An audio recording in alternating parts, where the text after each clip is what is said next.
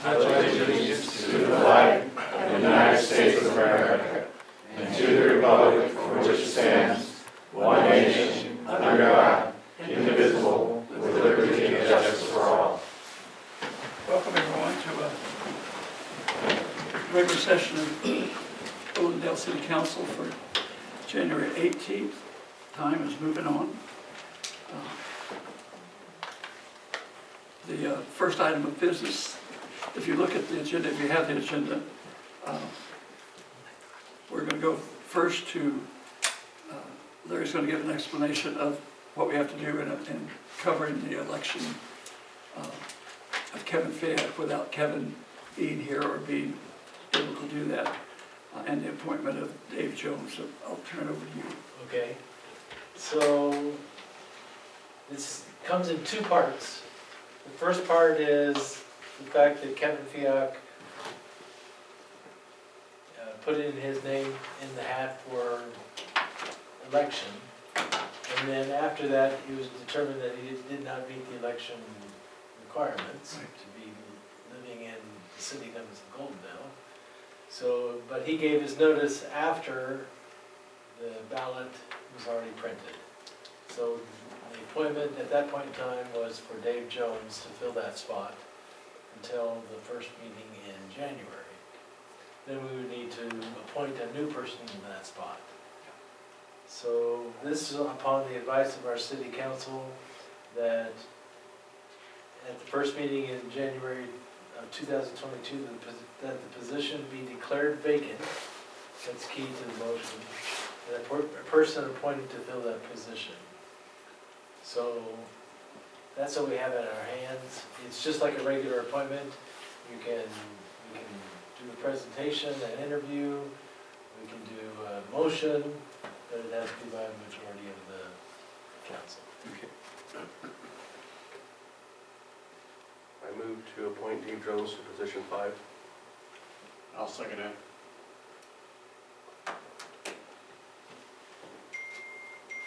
Got it? So, is that all we need to do for the motion, right? I mean, You actually need to, in the motion, declare it vacant. Declare position number 5 vacant and appoint Dave Jones to fill that position. okay. So I declare that position open and appoint Dave Jones to position 5. Yeah, I'll second it. Okay. It's been moved and seconded to appoint Dave Jones to position 5 of the City Council in place of a previous council member who is no longer in Goldendale. Any discussion or any questions about the process? If not, all in favor? Aye. Aye. Any opposed? Good. I should abstain. That's what you did. Thank you. Okay, the next item is the oath of office. And our clerk treasurer, city treasurer, will swear in Lauren Maker, Mylan Walling, Dave Jones, and Ellie Casey. If you could just stand, you would be sworn in where you are. I state your name. I, Dave Jones, Do solemnly swear or affirm do solemnly swear or affirm that I am a citizen of the United States that I am a citizen of the United States and state of Washington, and state of Washington, that I am legally qualified to assume the office that I am legally qualified to assume the office of council member, of council member, that I will support the Constitution and laws of the United States I will support the Constitution and laws of the United and States the state of Washington, and the state of and Washington, that I will faithfully and impartially and that I will faithfully and impartially discharge the duties of this office to the best of my ability. discharge the duties of this office to the best of my ability. Thank you all. Keep in mind, you all are already pretty seasoned city council members anyway. You served for a number of months, if not a year or more. So it's nice. We have a very good council. We'll go to roll call now. Turn it back on. We have one council member who's not here tonight. He had a family need, a medical need for his son. So we need a motion to excuse Filberto Ontiveros. So moved. Second. Been moved and seconded to excuse Filberto Ontiveros from attending this particular council meeting. All in favor? Aye. Any opposed? Thank you.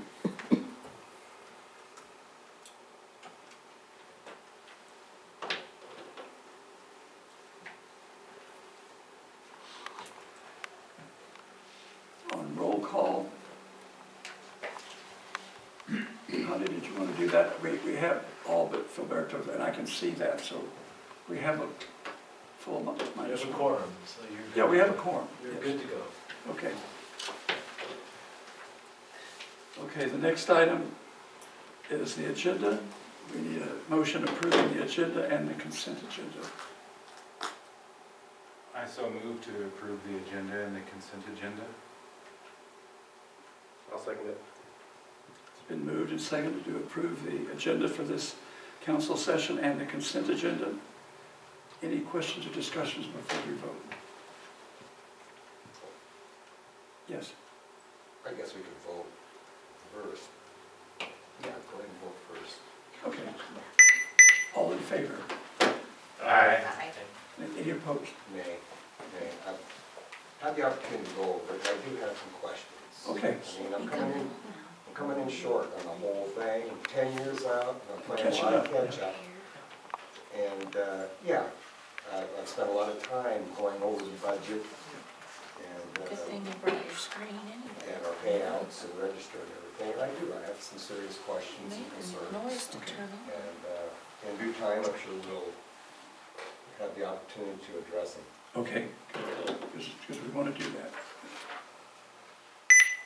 Okay, the next item is the 2021 report by the Chamber of Commerce. Nicole Lundin is here, Hi, and we'll turn it over to you, Nicole. okay. Really appreciate this update.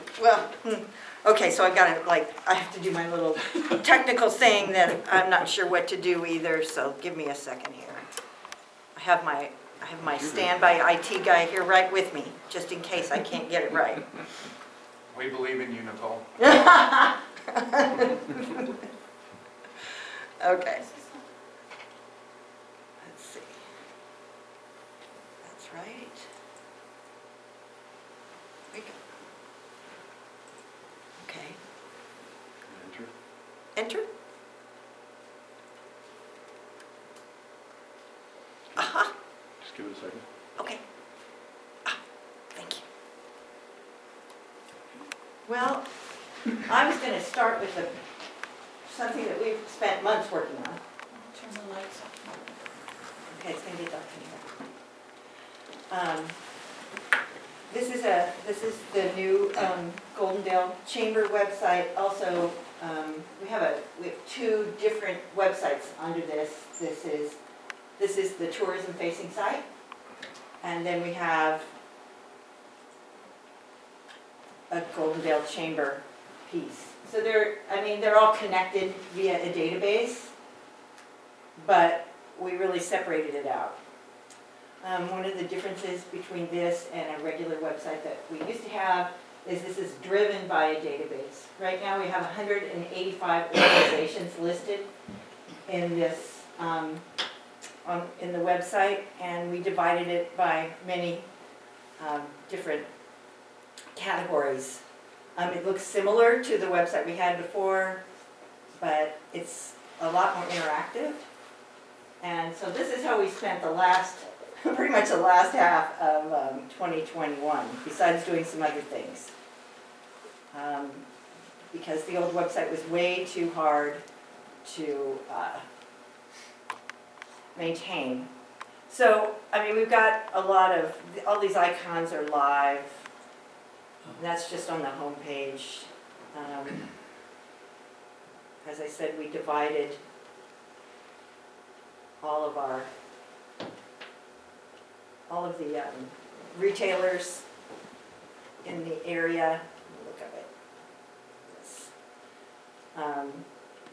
To have listings And this has nothing to do with whether they're a chamber member. It's whether or not they're tourism facing and local services. We tried to get as many local services in there as we could. And it's still growing, but one of the nice things about it is each listing has all of their updated information, a map on how to get there. We can put images in, and and some folks are allowed to just go in and update their information, or they can just call us. So this is, I think, a vast improvement because of the directional capabilities. This is the piece for restaurants. We got as many restaurants as we could as they come back, you know, as more restaurants open, and we have one that's going to open pretty soon. I think Cafe Genevieve's is going to be opening right across the street from the new county building. And so everybody's in here who serves food.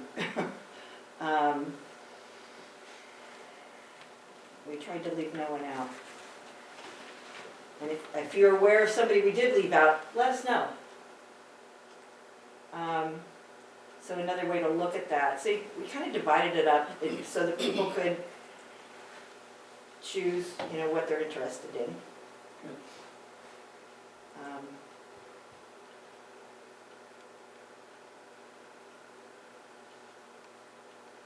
And so that is that part. You've seen shop, and then this is a picture of the Broken Spur Rodeo Association that I didn't even know existed.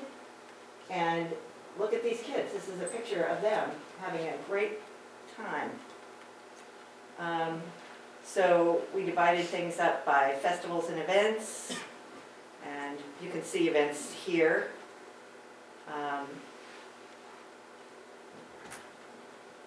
And then all of these open up.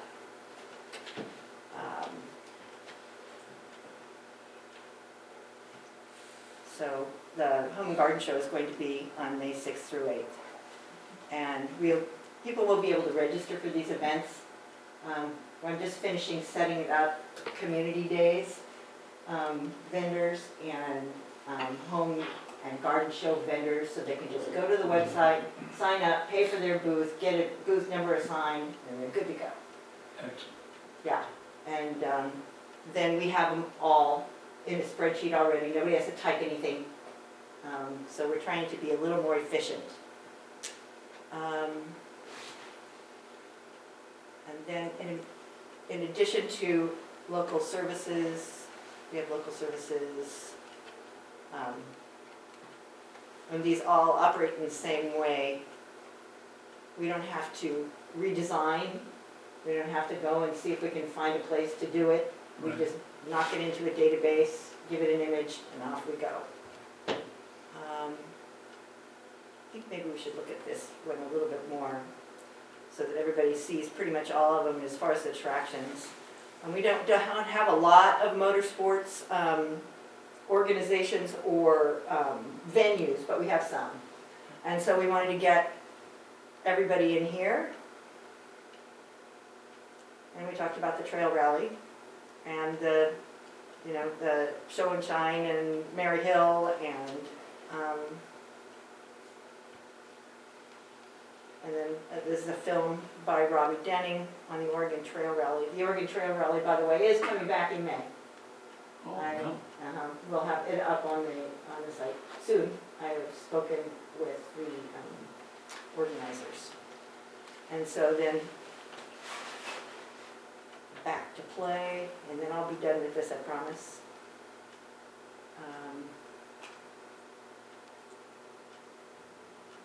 We tried to get, 2 Mountain Outdoors. They do archery, the parks, Broken Spur Rodeo, all of our parks, the observatory, Horseshoe Bend Ranch. In addition, let's see, we gave the observatory its own page. so that it would have,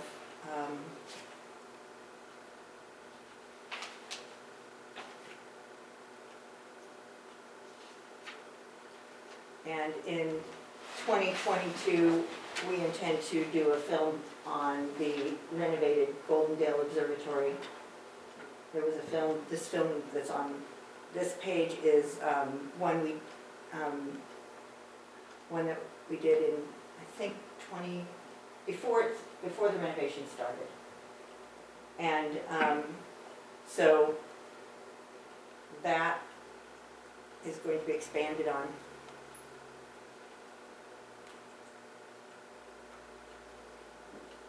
And the wineries and the vineyards and the events. So we've got Stonehenge in our data, Mary Hill Museum of Art, all of our attractions. And then auto services, banking, and then community is a separate category, because we wanted to make sure that people had information on community and civic organizations. We'll do that here. We're still working on community, as all the communities listed and all of the contacts that we need to make for all the communities.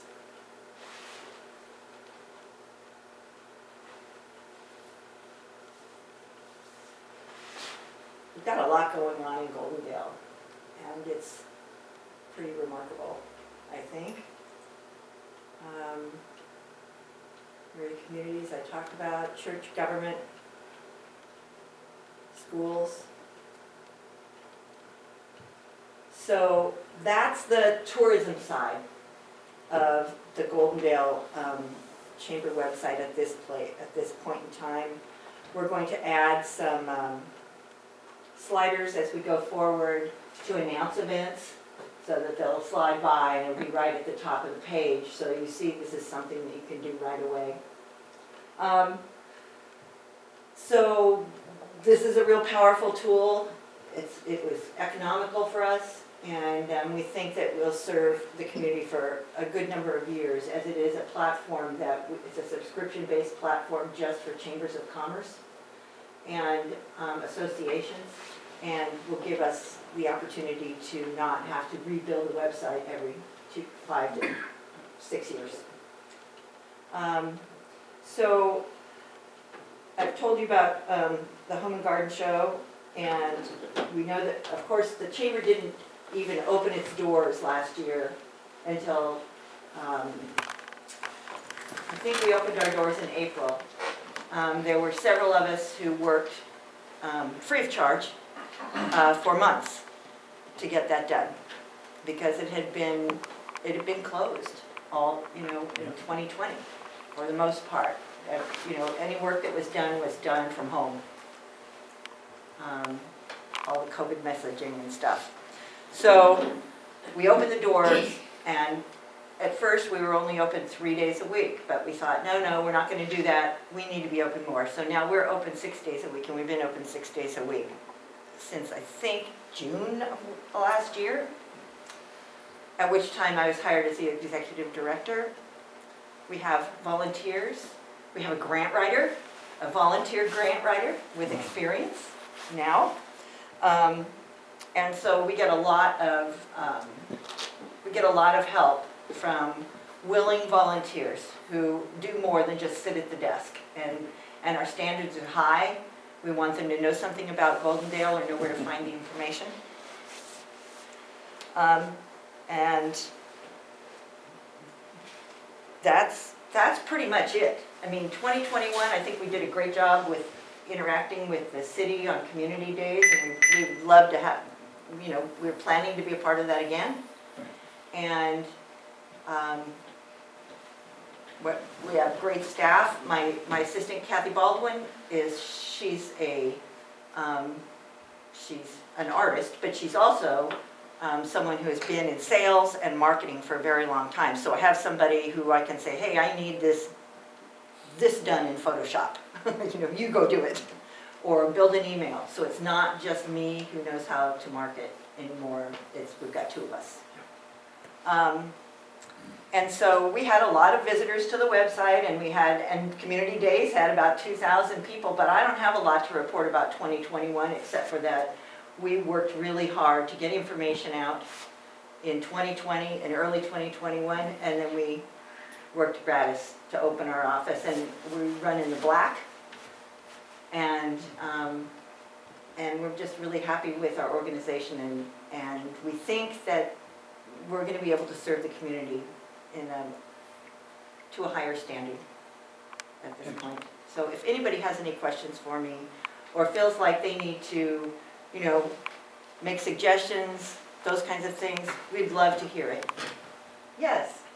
I couldn't help but notice that so far your list of events for the coming year is pretty short. Right, well, we don't have, not very many people have told us about events yet. So this site went live in mid-December. And so we're pumping them out as fast as we can make them go. I mean, we know that there's going to be the Candy Cane Lane. We know that there's going to be Community Days, and that's on the list of events. And every email we send regarding tourism, we ask people, send us your events. Send us your events. But it's difficult to continually be a reporter. And as people let us know, and we have time to reach out to them, because we're aware of a lot of events, but we're not aware of every event. And so I suggest to the community that if they want us to get their event on our website, call us. You could try looking into some events that we have had in the past, Well, that's what, like bluegrass.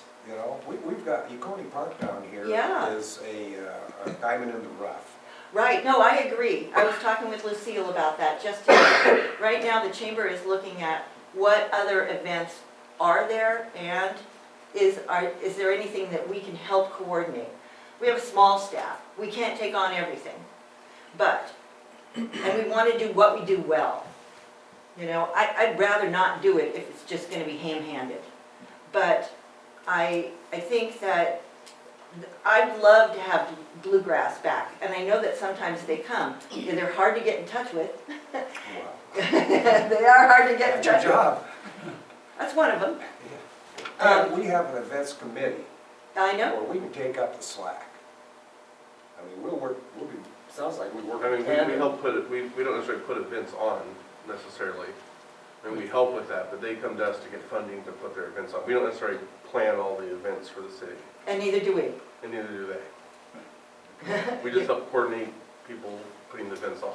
Right, and what we do for all of these events that happen that are not part of our organization, the only event that we really put on every year is the Home and Garden Show. There are certain things that we might like to do in the future. We'd like to do art and wine and food walks through downtown and block off the main street and have a banquet with local farmers, locally grown food. We would love to do that. That just hasn't come to fruition yet. Trying to put that together is a huge effort.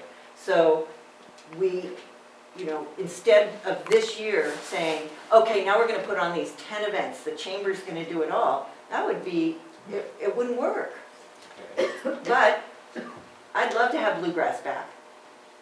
And if we get their information, then we'll do everything in our power to market it.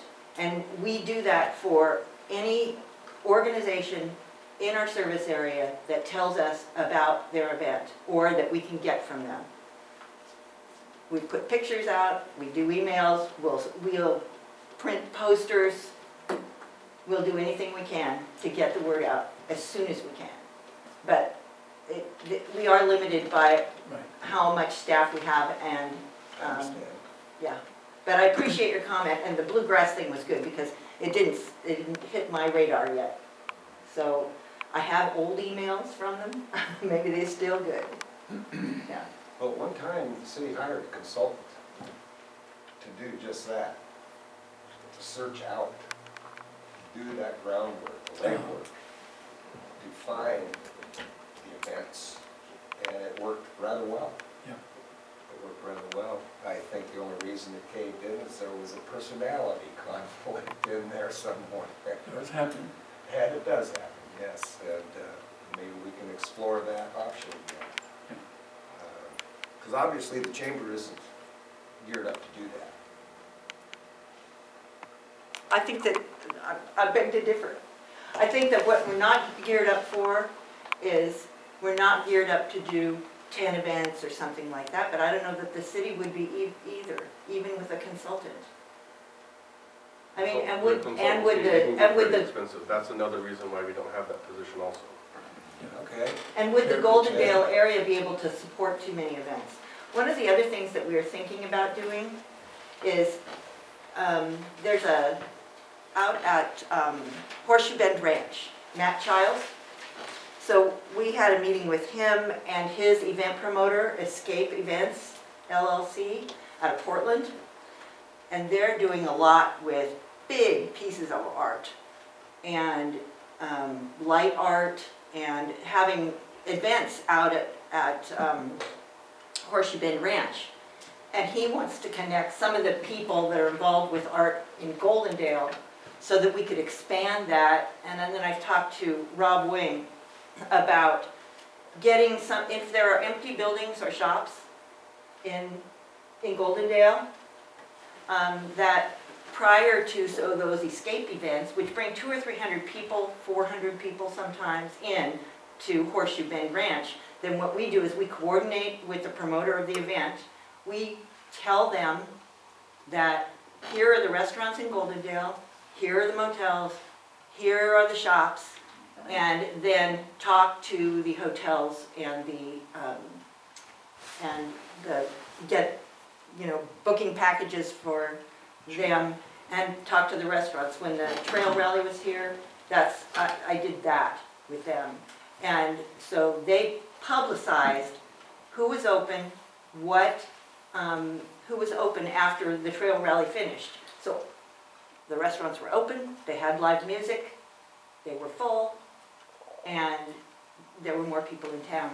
So if we can do that with other events that are, we don't have to coordinate the event itself, but we can coordinate the communication. One other thing, maybe it was in there and you scrolled past it, but our latest, newest endeavor with the murals, I understand the chamber has been connected with that Oh, some yes, way. yes, and That's our project. Yes, it is, and I think it's an excellent one. Thank you. That needs to be pushed. Well, Yes? a lot of volunteers put that together. The chamber is helping finance it. Well, actually, it is a project, it is a Goldendale Chamber project. Oh, it is. Yes, sir. it's an And ongoing we were project. sponsored by the city and the county, and it was not all done with volunteers. It was, our staff did a lot of the organizing. In fact, my assistant is the vision behind that. And then Felicia Gray and Sandra Choate were the main artists. And we were able to pull it off. And it was a group of people, but it was not all volunteers. The artists were paid. The lead artists were paid. And my staff is paid. Then I get paid. So we had a lot of people jump in and help, and I think we're going to have more in 2022. But those, Sandra Choate and Felicia Gray are professional artists. And we're lucky to live in this town. So I can show you that this is, oh, I can't show you because you're, but when we get to that place, Steve, it's Steve, is it not? Yes. Yes. Come on over and take a look at this part. We have it's a project for the Goldendale Chamber, and it's right on the website. I'd be happy to show it to you. I'm just going to add one more thing here, and that is, again, I've taken the opportunity to go through a lot of records and paperwork, and in regards to the chamber, I would like to see the vouchers and the receipts for the last 2 years. They're in our file. Okay. But they're a little bit ambiguous. They, as far as I'm concerned. Well, I haven't been in charge of the chamber for the last 2 years. I was a contractor for the chamber for several years, but I was not employed by the chamber. And so I took over as executive director in, like I said, in April as interim, unpaid, and then June as the permanent executive director. But we also have a board of directors and we have a treasurer. So if you'd like to come and meet with us at a board meeting, we'd be happy to have you. Well, what I've seen is, I'm gonna call it inadequate. And I think part of the responsibility lies with the council for not holding the chamber to the same standards as we do everybody else that applies for taxpayer funds.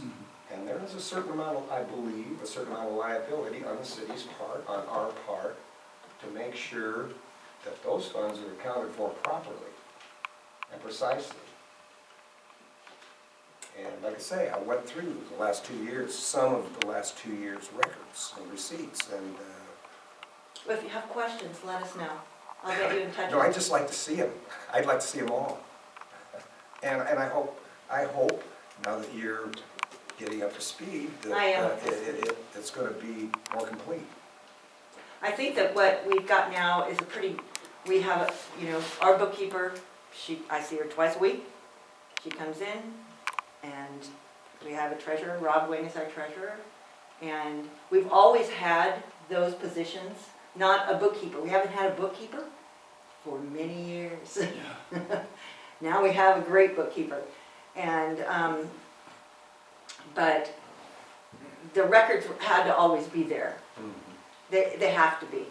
Well, I'm not saying you weren't keeping records. I didn't say that. Okay, well, They were a little bit ambiguous and. I'm not sure what that means. That's kind of a loaded word and it really doesn't have. Not detailed enough. Okay. Okay. Okay. I have a question about the website. Sure. What is the www to get to it? Goldendale.org. Okay, yeah. Or you Yeah, can go, that's a good look. I'm not the best at the internet, so I have to write those down. you can also get there by going to experiencegoldendale.com. Okay. Yeah, that's a good looking website. Looked like it was really easy to go through and it's gonna really help out things. I'm excited about it. Thanks, Dave. Congratulations. Thank Great. you. It was a lot of work. And just from where I come from, working in a grocery store all my life and doing a lot of events in Goldendale for most of my life, I really appreciate it. I'd like to tell you, I really appreciate the work you do at the chamber. Anybody can say, oh, it sure would be nice to have this, sure would be nice to have this. I was in the JCs for 20 years, we hear that constantly, suggestions. But there's only so many people that actually step up and do things. And you're one of them, and thank you. I appreciate it. Okay, because, up until a few months ago, I didn't know a whole lot about the Chamber of Commerce. I mean, I knew a little bit, but, once I see how much you guys really do to make the town better, and the website and everything else, there's not that many people in town that work as hard as you do to make things better, and I appreciate it. And we see it, and hey, everybody's gonna have their opinions and criticism, and that's fine. But if you're gonna hear it, you're gonna hear what I have to say too.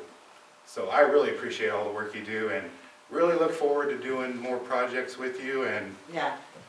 so thank you. Thanks, Dave. And I'm really excited about this sesquicentennial. Now I Yes. can even say it. I Yes. can most of the time spell it. So, and I have enjoyed working with everybody on that committee. Yeah, we're And having so much fun. it's a blast. So, and I think that we're gonna do a good job. Yes. I think we're gonna get a good turnout to Mhm. see the new Oh, yeah. part of that project too. Larry and I were in conversations with some of the different people from other communities about the size of Goldendale, a little bit larger, a little bit smaller. And the one thing that was brought out was what an amazing amount of really nice events and attractions like Mary Hill and the museum and all, the observatory. Not every city has even a half of those things. And I think your website brings that to the surface very nicely, that there's a lot to do here. And when you look at the museum and the observatory, those are world-class events, or world-class extras that we have. Yeah, And attractions, yeah. that you're doing what we need to do right there. I believe so. One of the things that I think when I first started working with the chamber in 1929, in 2014, was that they wanted to have their website only allow members, and a lot of chambers of commerce in small towns and big towns, the only people who get a directory listing are those who pay the dues. And that's not what we've done since 2014, and that is still not what we do. We're a small town and small area, Bickleton, everybody, you know, between Lisle and Alderdale. We need to help each other, and we're in a position to help in that way. So I appreciate working with the city too, so, and if you have questions, specific questions, ask. I'm always happy to help. Thank you, Nicole. Excellent report. Thank you. Thank you. Thank you. Look forward to using that. It's on the website now, right? Oh, it's up? It's up, and it's, I wrote down. yeah. And I seem to recall the city is a member of the chamber, so you can actually log in and update information and things like that. So we allow logins, but for the folks that aren't members, all they have to do is call us and let us know, and we'll fix stuff for them. Sure. That's But, good. yeah. All That's right. going to increase your membership quite a bit, just that possibility to participate. Oh, I think, before yeah, the we've had meeting. like, I don't know, 8, 10 new members in the last month or so. Yeah. And we're trying to get some more, because we like people who like to get involved. And we're also trying to get subcommittees at the chamber to help with some of these projects and these events and things like that. Because for a long time, the board wasn't really involved, and we just didn't have any volunteers. So now we've just got these top-rate volunteers too, so. Volunteers are golden. They are golden. Yeah, thanks again, everybody. Thank you, nice report. We'll go on now to the department reports, and we'll begin with Chief Jay Hunsiker, Thank you, Mayor. Goldendale Police Department. Good evening, everybody. Just go on a few things, go over here. As we all know, the 2022 legislation for the state of Washington is in session. So WASPIC, the Washington Association of Sheriffs and Police Chiefs, they're watching that closely. As soon as they start letting out information, I'll keep the city administration and the council apprised of any reform bills or that's coming through that affects law enforcement. So I haven't got any information as of yet, but the session just started not too long ago. We are looking at a grant for updating our laptops to the computers in our cars. So they're getting aged, they're kind of disconnecting on us. So we're working on trying to replace those with through a grant, which is going to also require all new docking stations, because technology changes. So our docking stations we have for our computers now won't work. You know, that's the way they work. guess that's marketing, right? Yeah. The body cameras, the Department of Justice, we did not get that grant. We are looking at other options actually through TASER for a grant through them, just body cameras. State Representative Tina Mossbrucker, has also got a bill in the legislation attempting to obtain funding for law enforcement agencies for body-worn camera programs. So we've got that potential there, so that's where we're going as far as that. Last council did a presentation on threats to schools. There's an update of a protocol that we're going to be, that I've made a directive on to my officers with the assistance through the schools. Is I reached out to the high school principal, John Westerman, and what we now do is we have all the principal and the superintendent's direct phone numbers. Every officer has that in their phones now. It's my directive that at any time we get a complaint that involves a threat to a school, the protocol now stands is that the officer investigating that, regardless of what time it is, will notify the superintendent and the principal of the school of the building that's being targeted. The school will do their part from there, and then they will be also notifying the duty supervisor and myself, and that will be without fail. So we've got that in place. They were very pleased about that. We reached out for them, so we have that as far as notification, because I don't want no breakdown in the system. If we're out investigating the threat, whether it's 3 in the afternoon or 3 in the morning, we're gonna start waking up school personnel and letting them know, so beforehand, so there's no breakdown in communication. Great, Okay? good approach. For 2021, let's go into the statistics of our reports. Let's go actually start with 2020. We had a total of 2,861 reports or calls for service in 2020. 2021, we had 2,980, which is an increase of 119 on average. That breaks down to 365 days a year, about eight case calls per day. Some days we get no cases. Some days the officer gets 12. Sure. So it breaks down. But on an average, we're 8 calls per day for service, whether it be criminal, civil, or just general suspicious, all around the board. So we're doing good. We're not a bad increase. We're doing excellent. So far in 2022, as of when I left the office at 5:30, we were at 110 for the month of January. And that's all I have. Thank you. Yes, sir. Thanks, Jerry. Chief, could we ask you to break down or categorize those calls that you just mentioned?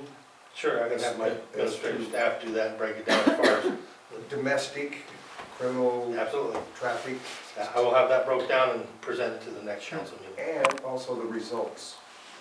The results? The results, what happened after, I mean, what, you guys make an arrest or not? Ticket or arrest. Okay. things like that, yeah. I will have my staff work on that. We'll I put a presentation on appreciate it next council meeting. Yeah, thank you. Thank you, Chief. Thank you. We'll now hear from Noah Hom, our fire chief. Okay, Oh, quick go question. ahead. Sorry. Steve, for a month, 3-month period for all of 2021, I mean, what's the workload to break that down, Jay? Because I think what you're looking for is just kind of a snapshot of what all its calls for service are about. So rather Basically, than, but this is part of something else that's gonna be discussed later on. okay, Come together. we need to get to that discussion soon, I think. Yeah. But Okay. for, This is just part of that. for Jay's sake, how much time do we want to have city PD investing into this to do this? Are we looking at a 3-month period? Well, I'm not talking about investigations. It's an analysis that Jay is gonna need to have his staff put together. So, you wanna look back at 10 years? No, I just, Okay. from here on. Oh, from here on, It'll be okay. just fine. All right, gotcha, thank Okay, here on, or do you want 2021 stats? No. Here on, oh, okay. From today Oh, you. on. oh. Glad we had I that understand. conversation. You know, and that data, that information is Okay, that's real. real time. All right, I will do that. Any other questions or comments for Chief Hunsaker? Thank you, Jay. Okay. If not, we'll hear from Noah Hom, our fire chief. So I've got some numbers for you guys too. So last year, we responded to 208 calls for service. This is really odd in my opinion, but 104 were EMS and 104 were fire-related incidents. It doesn't normally work that way, so. So mutual aid, we were asked for mutual aid and give 21 times. Mutual aid for city limits, we received it 3 times. And our average time for our calls, so dispatch to en route, so pager goes off, firefighter gets out of bed, gets out of work, whatever's going on at the time, down to the fire station and calls in on the radio is 5 minutes and 47 seconds. Outstanding. That's average. That's a pretty good time. Just think about think about you getting up at 1 o'clock in the morning, and trying to get down to the fire station or wherever you gotta go in less than 5 minutes. That's awesome time. That is just way above average. I believe that's all I have. Thank you, Noah, appreciate the report. Is Doug Frantham on the? Yeah, Doug, Doug's on here. would you like to report on public works activities? Can you guys hear me? Yep. Okay, so, I just have a few things to report. I mean, obviously, we've been dealing with the snow issues, but, other than that, we've just been repairing equipment, changing street signs, burning a lot of our, street brush and stuff that we removed throughout the year. And we're also dealing with some lift station issues. And that's about all I have, unless you have questions about snow removal. Any questions or comments from anybody in the council? Steve? Well, I think this would relate to public works. We discussed it, and that is sidewalk, clearing the sidewalks. Maybe this could be a separate discussion or a separate issue as far as maybe contracting it out. It's a possibility, yes. That, we put it on the agenda for a discussion and hopefully have some idea of what that would entail. Okay, let's do that, yeah. Okay, Thank you. Just to clarify that, what do you mean by contracting that out? Oh, that was just a suggestion, just. Like, You're talking about sidewalks or you're talking about roads? Individual sidewalks or What was that? like people's individual sidewalks? Yes, Or Just yes. our little bit of city sidewalk? Basically in the process right now that once we have a zone that we have broke down done, then I'll have one of our guys clean somewhere around 6 miles of sidewalks if it's 4 inches or less. Once it gets over that, we don't have equipment to do that, but that's basically just a favor to the community on our arterial streets. All right. We have very little sidewalk that is actually owned by the city. I mean, as far as like the process of cleaning sidewalks is to be done by the homeowners. There's an ordinance to that effect. I understand, but I'm sure everybody was aware of the last snow we had, and it gets plowed up onto the sidewalks. And again, I'm looking at it as a community service as much as anything. And I really don't see why we can't look into doing something about that. It's occasional. It's actually every year, Yeah. you know, and depending on the snow conditions, but when it gets wet and heavy, we've got a lot of folks around town that aren't capable of getting out there and shoveling that sidewalk. And we also have a lot of town, in fact, I'll show you some data, some statistics regarding the residents in Goldendale. 50% of the homes in Goldendale are rentals. And so the property owner is the one responsible, not the tenant in that respect. That's half. So I really, you know, under certain conditions, I really think we should look into it as a community service, if nothing else. And it's safety related. Right. When those sidewalks are blocked, people are walking in the streets. So, Larry, is there some work being done to put a snow removal plan in place, kind of phasing priorities? Well, Doug has that lined out, and he can share that with you. I don't know if you want it on. Doug, how do you have that information on your priority for your standard operating procedure for plowing snow, I guess is pretty much what we're looking at. Okay, first and foremost on that, you have to understand with snowfall and snow removal that if you get 4 inches of snow overnight, then there's a process that we can strictly follow, and it's broke down into 6 snow zones. It would be hard to explain. I have maps of all those that the guys follow, but when you're dealing with, say like this last little squall we had, we get 4 inches of snow at night, we get 6 inches of snow during the day, another 4 inches at night, and it just keeps doing that back to back to back. The issues that fall in with that is you're so busy trying to keep the arterial streets open, and frankly, that's almost impossible, because if you look around the room you're sitting in, there are more council members than there are employees removing snow. It's not an easy task to keep up with that. Myself, in the 4-day period of a week ago or 2 weeks ago, I was sleeping 2 hours a day, 4 days straight. It starts getting dangerous for all of us, and sometimes I have to just call and send everybody home. So, in the priorities, if we get 4 inches of snow overnight, my priorities are basically emergency services. And that's not like their parking lots per se, that would be more like the arterial streets leading to them.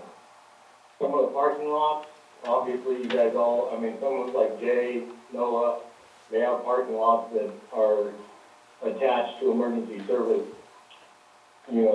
buildings or what have you, and sometimes those get put on the back burner because we're trying to keep up with the arterial street because it just keeps snowing.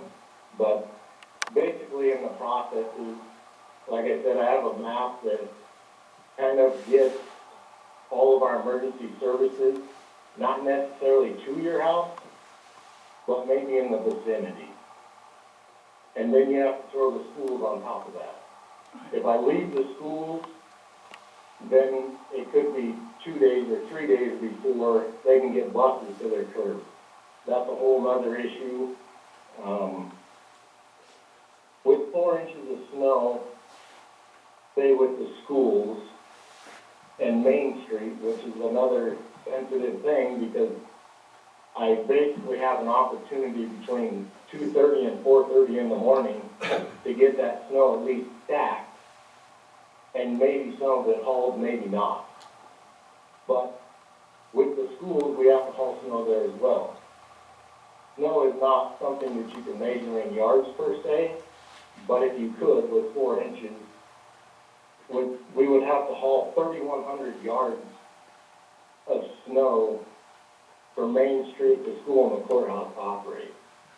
To put that in perspective, if you're hauling rock, one truck generally deals with 300 yards a day with the same haul length.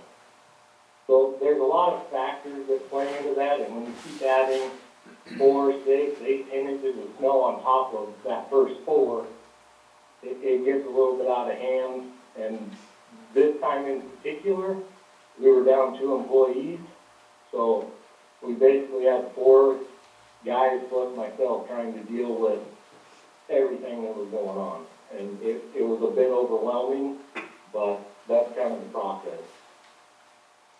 I guess I'd like to see the written plan that's in place, the map, maybe get that out to all city councilors, and we can provide some help to maybe update that, identify priority areas, and make sure that city staff aren't operating heavy equipment on 2 hours of sleep a night. I think that our insurance pool would be cringing to hear that, and so we need to make sure that that kind of activity isn't happening. That's not acceptable.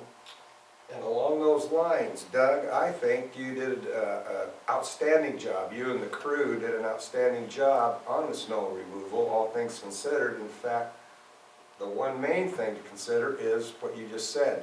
You're running 2 people short on a 9-man crew. That's significant. Well, we only have 7 that actually deal with the streets, so the treatment plant employees have their own stuff to deal with, and that's above and beyond what we have to deal with, because first and foremost for me is when you turn on the faucet in the morning, your water better be safe to drink. Oh, absolutely. So I have to deal with those sites as well. That's something that lots of people never look at, is we have reservoirs, we have a chlorine station that however many miles out of town, getting 3 times the snow that town is, those 2 guys have to get there, and the equipment that comes out of this yard is the only equipment that can do that, but it's also the only equipment that's cleaning the street, so. There's a lot of things that play into that, and like I said, I can show you the maps, and you can do whatever you please with them, but unless you're gonna break it down into how much snow we get per snow event, that changes. And like Lauren said, yeah, it's not safe to have 2 hours of sleep, and that's only for me because I have to monitor that snow as well as remove it. You know, running the guys at 14 hours, 15 hours, and bringing them back in 4 or 5 hours isn't ideal either. But I don't know what your thoughts are in, you just leave the snow on the road and call it quits for the day. It doesn't seem to work well with emergency services especially. So if you have an answer to that, I'd love to hear it, because even contractors, they're swamped. I mean, I know several of them, and they were 4 or 5 days out before they were picking up any new stuff, so. Frankly, we did the best we could with what we have. Job well done. And Any other questions or comments for Doug? I think it's the nature of our snowfall this particular time. It was again and again and again. In the past, most of the time we had a snowy day, and then that was it, it quit. This time it didn't quit, and I think that added an enormous burden onto our crew that worked incredibly hard. it did. Yeah. Yes, and I really believe future discussion should surround replacing those 2 positions they've been working without for a long time. Right. They would be much more efficient all around, not just snow removal. Yeah, they're at least 2 behind. At least 2. Too small. And that's the That's significant benefit for that that size crew. of crew. Exactly. That plays into the safety part of it, the whole bit, you know, you can spread those hours out. I'd like to add just one more thing to that as far as the equipment part of it.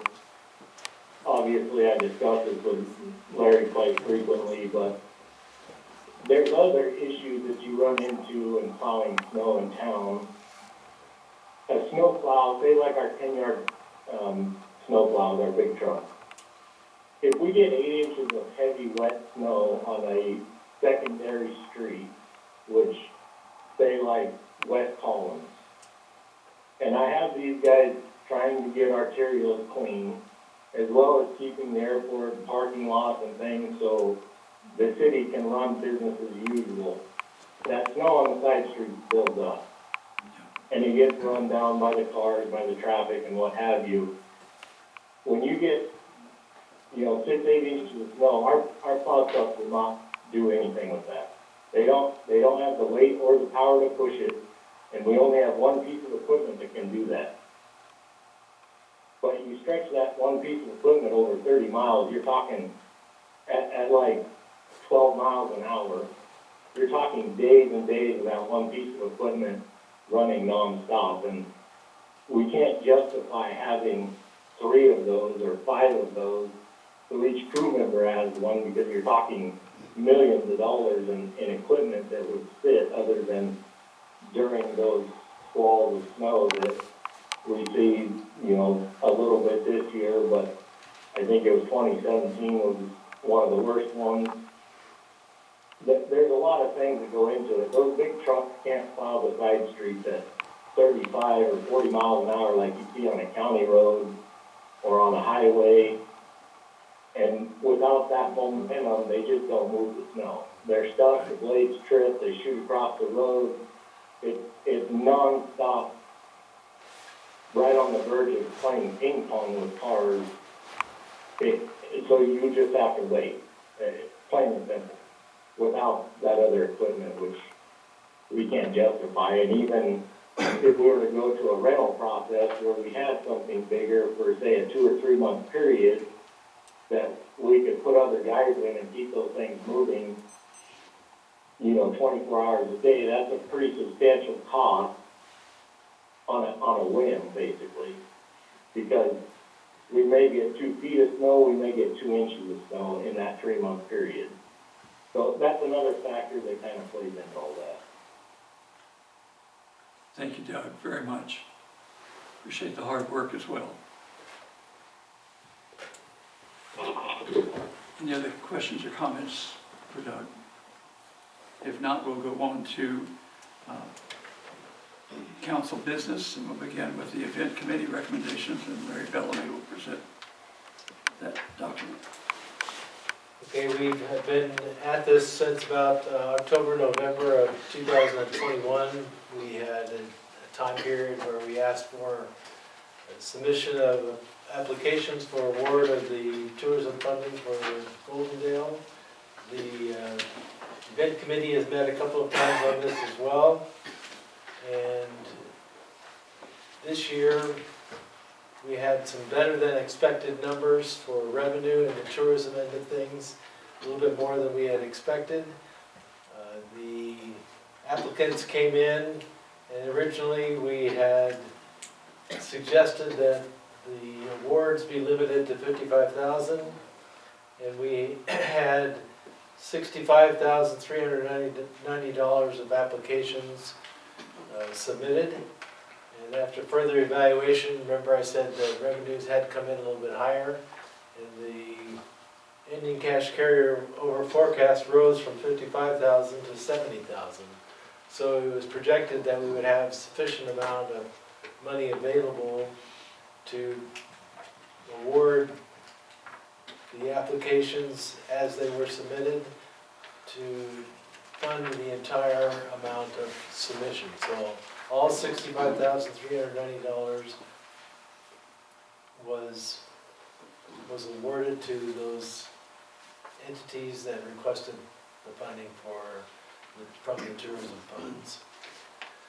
So with that, the event committee is recommending to the full council that we move forward on preparing a resolution to adopt the findings of the event committee and prepare agreements with the 4 applicants. One of the applicants, of course, had 2 events, so there's actually five line items that make up that $65,000, which is in your packet, of course. So the event committee would recommend that we move forward and authorize the presentation of agreements and fund the tourism fundings in the full amount of their request. Anything you want to add, Andy, to that? You're kind of the chairman of the... I think all the people that applied for the money, there's going to be some great events this year. Mayor, I so move to direct staff to prepare a resolution adopting an event committee recommendation for funding of 2022 tourism events and further authorizing the preparation of agreements with the 4 applications. Do you have a second? I'll second it. It's been moved and seconded to direct staff, city staff, to prepare a resolution adopting the event committee recommendation for funding 2022 tourism events and further to authorize the preparation of agreements with the 4 applicants. Do you have any further questions or discussion? Steve? On one condition, that all of the applicants submit their request in detail. I think that's been Sir. done. They've already done that. Well, again, the chamber has not done it. I mean, everybody, I looked through the requests, all of the other requests, and they are detailed out. The chamber isn't held to that standard for some reason. They come in throughout the year and give reports also. So, I mean, it's not just, Okay. yeah, I mean, From here on- they keep from up here on on. this and, yeah. Pretty much quarterly updates, and they're very I helpful. want to see it detailed. That's a large chunk of money. It is large. That's also a fine piece of work they do. Well, it is, I'm not denying that, I'm looking at the bookwork part of it, the accountability part of it. This is taxpayer money. Right, This isn't our money. And we are accountable for that, and we're liable for it also. right. Any further comments or questions before we have? One comment, Mayor. I'll abstain from the vote on this due to the fact that I made the presentation for the time capsule. Would that be the wisest thing, Larry? You're the chairman, probably. I'm the chairman of one of the committees that's requested money, and I made the presentation, so it would probably be best if I abstain from a vote. Right. So I'll abstain. We have a motion and a second. If there's not further discussion, all in favor? Aye. Any opposed? Thank you, thank you. That passes unanimously.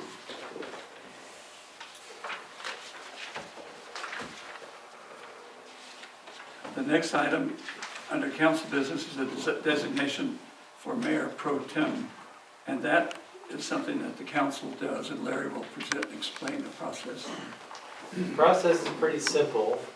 It basically says that in our code under section 2.08040, that biannually, that's every 2 years, at the first meeting of the new council, the members of thereof by majority vote shall designate one of their number as Mayor Pro Tem, who shall hold that office at the pleasure of the council.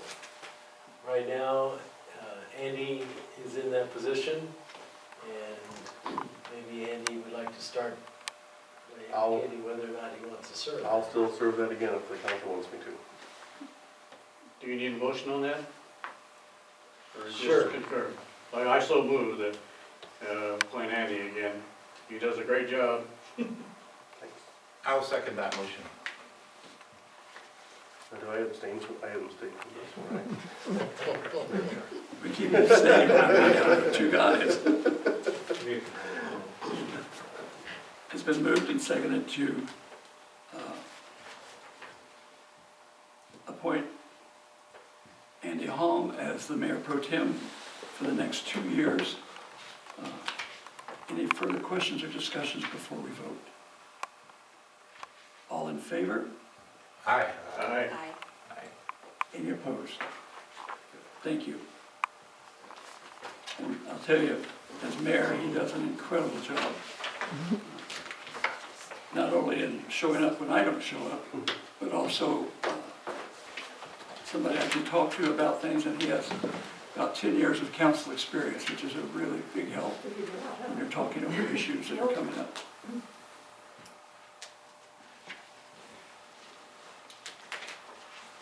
Now, the next item is one also for the council, and this concerns your standing committee assignments. We have 4 committees.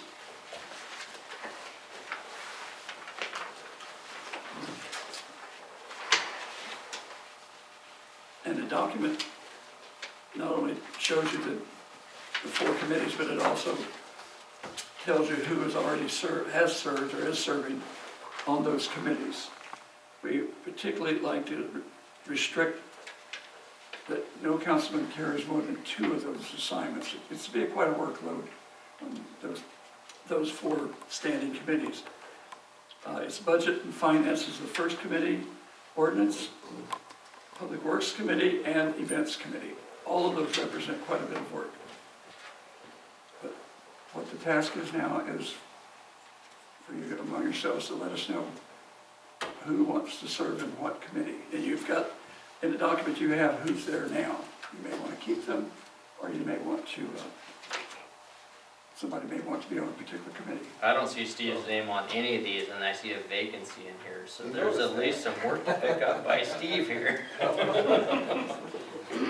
I would like to stay on the budget and the events committee. I would, So Andy, I'll just write down a few notes so I can keep track of this. You'd like to be on the budget committee? Yep. And the event committee? Yep. Okay. I would like to volunteer for the Budget Committee and the Public Works Committee.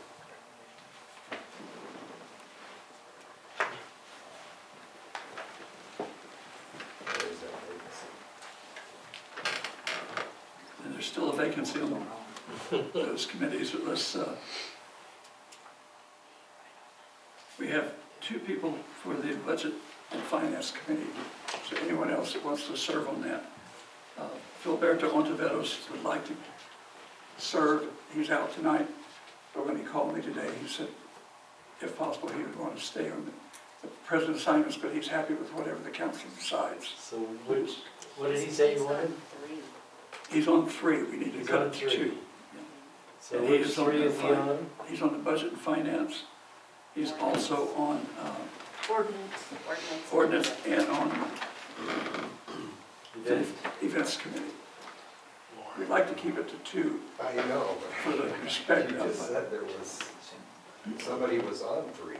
that's it, that's why we had, that was, I think, probably later in the year when that developed, but that's why we wanted. Yeah, last year was kind of difficult because we had all the different changes with, I think that was the last year and a half we had a problem with Yeah, very much so. everyone changing positions and it's been kind of a nightmare. Last year and a half, been difficult to say the least, but hopefully we're up and playing finally. With that being said, I would submit a name for the ordinance committee also. You would? I would. Okay, that would make 3 then. Yeah. Let's go to 2. Pick your favorite, Steve. The first 2 would be my Okay. first choices, yeah. Maybe discuss with Phil which one he wanted to be on and which one he wanted to give up maybe. And Say he it didn't again. express any, Talk to Phil to see which ones between him and Steve, because I know it sounds like Steve wants a couple of his positions. I know Phil said he'd want to be on positions, maybe we can talk with Phil and figure out which 2 he wants to be with. okay. Well, why don't we see what the rest of the council. And that too, I mean, yeah. Right, presently I'm on the budget committee. I've put a lot of work into that. I'd like to stay on that if possible. You'd like to stay on the budget committee? Yeah, I'm also willing to pick up another committee anywhere that could be needed. I think you'd be a good fit for the Events Committee. You seem to have done a great job with the Thank you. time capsule and other events. Right, so you're involved. If you're willing to do that. I would be more than happy to if there's a vacancy in it. I will, the pleasure of the mayor or the council, I'll take on any committee assignment where it could be use. I'd like to stay on the event committee. Okay.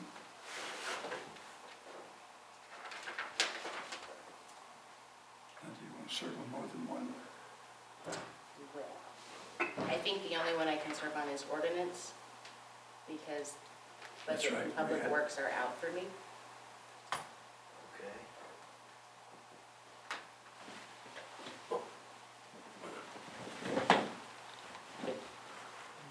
So you'll be on ordinance and events.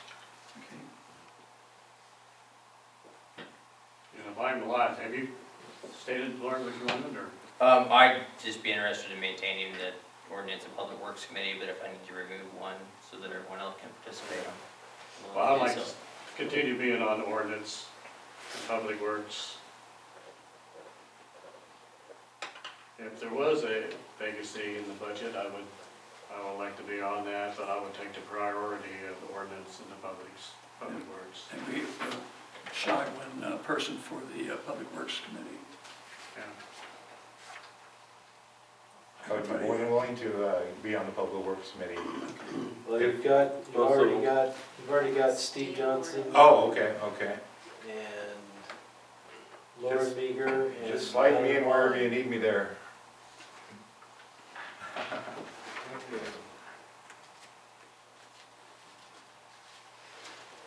So far for our events committee, we have myself, Ellie, and Dave. Public Works, Lauren, Mylan, Steve. Ordinance, Ellie, Lori, and Mylan. So what are we doing with the budget committee? Are we gonna leave Phil on that one then? Well, Phil has 3, so Well, we've already eliminated him out of 2 of them. I had taken him off of ordinance so that we could get to the 2. But he's on budget, the budget and finance, as well as the events committee. And I think we already have that. Well, we just said Dave's gonna be on events, so. Right, so Don't you? we'll take Phil off there. we need to put him in. So on the budget committee, put myself, Phil, and I don't know who else we, Dave Jones. on David budget. said he wanted He's on there already. Dave Jones is already on Budget budget. committee. Budget, yes. So that committee is settled. For ordinance, you have Phil, Ellie, I believe, is that right? And Mylan, and Lauren Maker. So it's Ellie, Mylan Walling, you wanted to be on that, and Lauren, you also wanted on ordinance, is that right? Correct. Okay, so that was filled. So is Ellie or Philberto gonna be on the ordinance committee? I'd recommend Ellie, given her restrictions on some of the other committees, whereas Right. Gilberto can serve wherever. Okay. And Ellie's two committees will be ordinance and events, I believe it is. So that balances that side.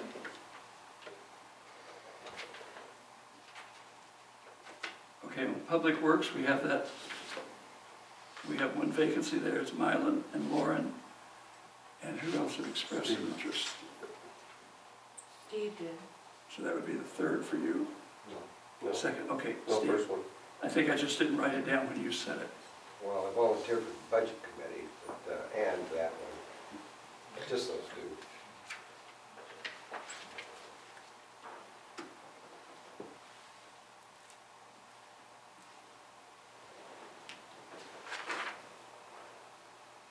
So what do you have, Andy? So I think it's, I mean, everyone's on a committee for, and then for events, we've got myself, Ellie, and Dave.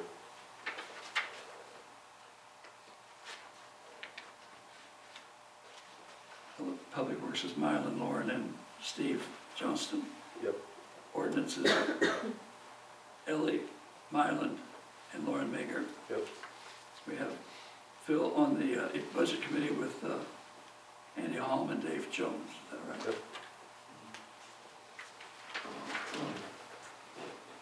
Yeah, I didn't get that. Somebody get it. So do you have it down, Mayor? Pardon me? Can you read through those one more time? Oh, sure, sure. Start with the Budget Finance Committee. Listen carefully, fellows, I can end up totally turning it upside down. Budget and Finance is Andy Holm, Roberto Ontiveros, and Dave Jones. Event committee, Well, we're going right down the line, right? Yeah, I'm just gonna go down the line. Number Ordinance. two, Ordinance is next. the Ordinance Committee okay. is Ellie, Mylan Walling, and Lauren Mager. And then Public Works would be Mylan Walling, Lauren Mager, and Steve Johnston. And the last one, the Events Committee, is Andy Holm, Ellie Casey, and Dave Jones.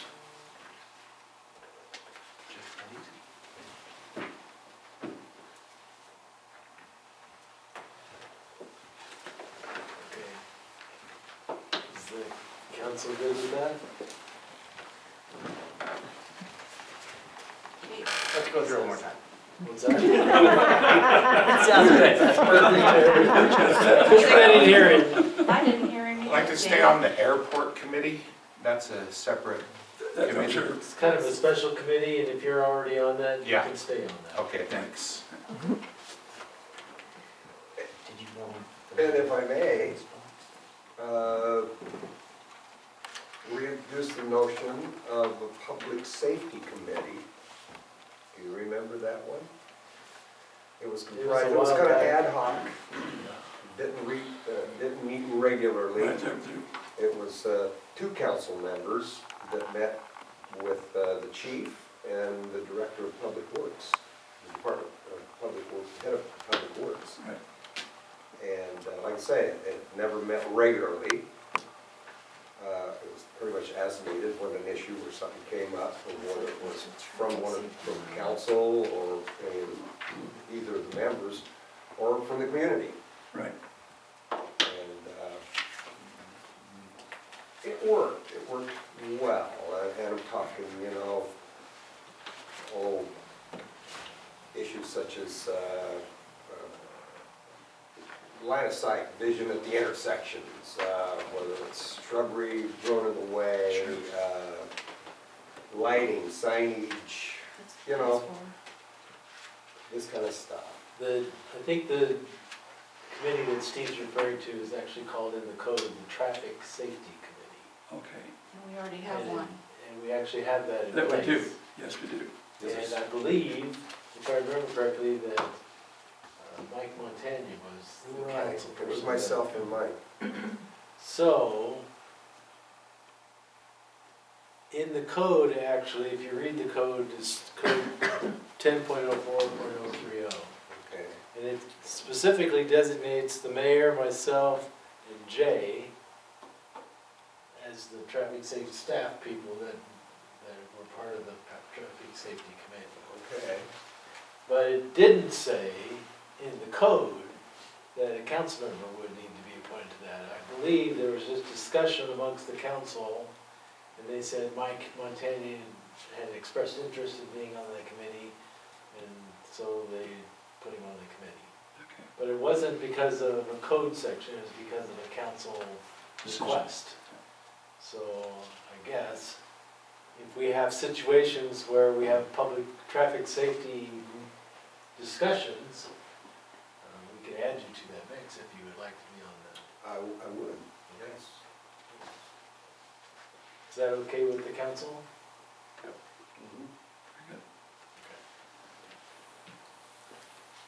Well, back on, airport committee, I know that's a separate, but I would like to continue being on the.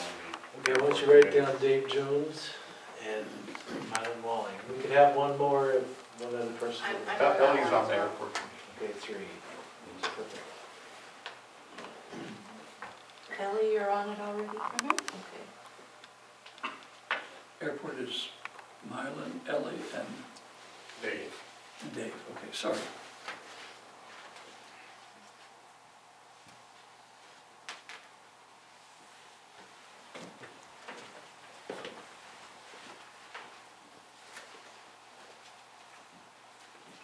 And committee like airport and possibly even traffic safety, they're not the standing committees, they're designed to be useful as long as there's a need for that committee to help the council with the decisions. But once the job's done, like the airport, we finish those improvements, then we would probably see if anybody else wants to be on it or switch, but it would probably go away. Airport may be a long-term committee before it's over, just because of the nature of an airport. But traffic safety, that one very often comes up very suddenly, an issue that needs to be discussed and decided, so that will work. But sometimes it may be short notice. Whoa. That's all right, yeah. Okay, thank you, everyone. I think we've got all that we need to do there, I believe.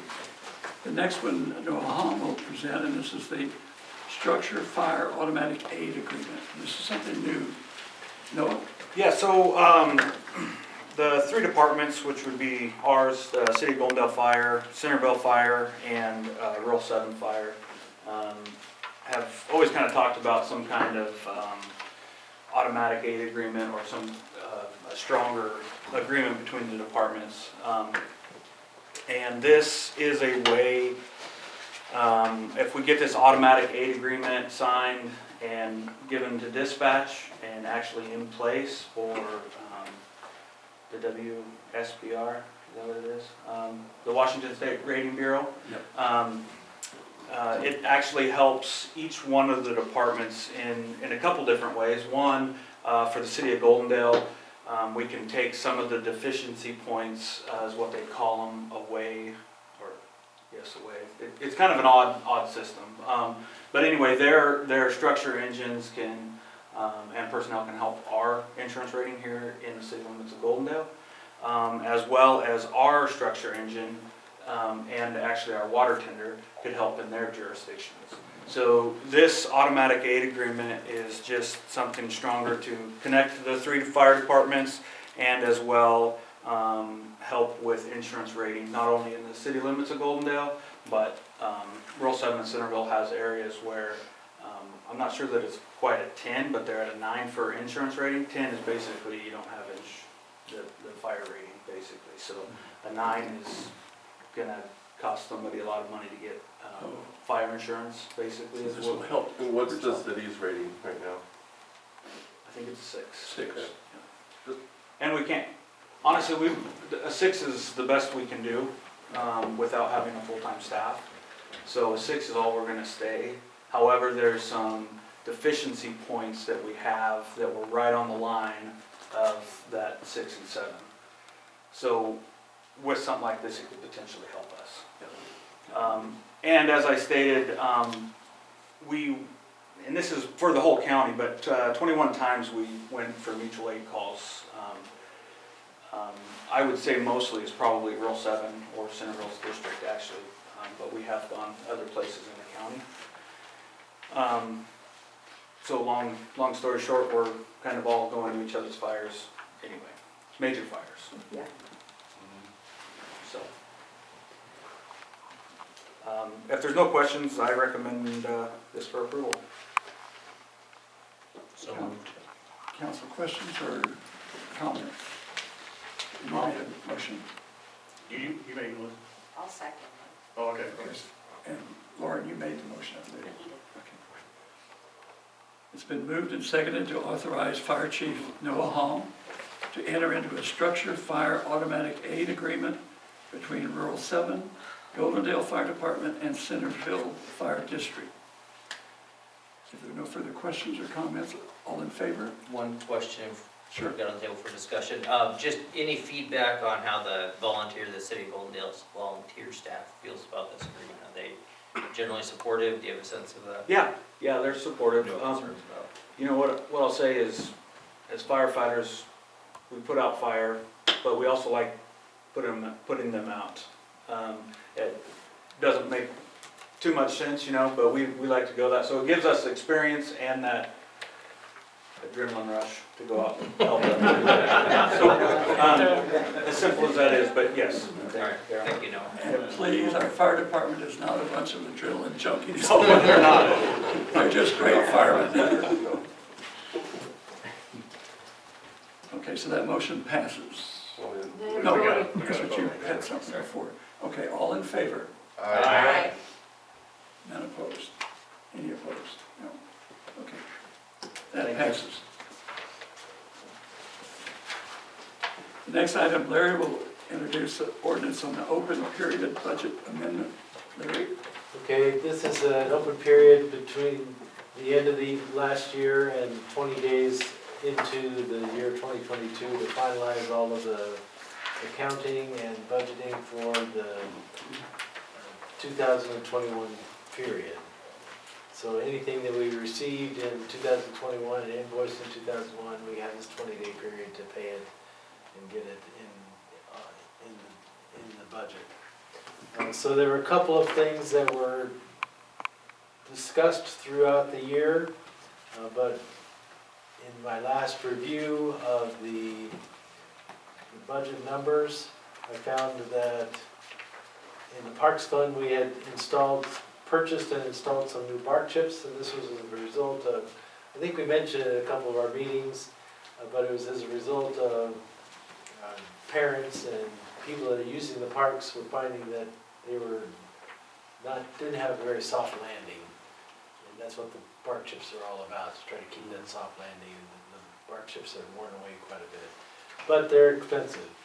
So I needed to make an adjustment in the Parks Fund to cover the cost of that. And then the second thing was, as we've been talking about the last part of this year, was the purchase of the Life Pack.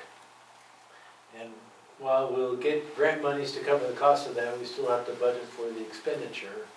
And then we have to indicate that that expenditure is going to be paid back via a grant. Right.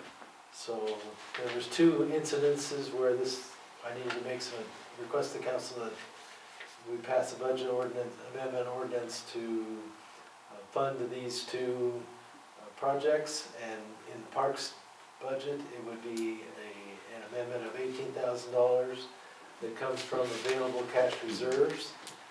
And then in the public safety fund, the amount of money that needed to be additionally appropriated was $35,000, which included the cost of the Life Pack, which is about $30,000.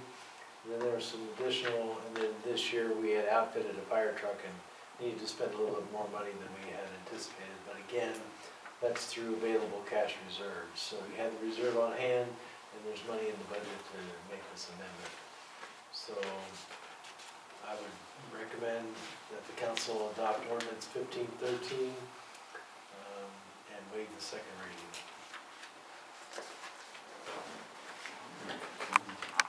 Steve?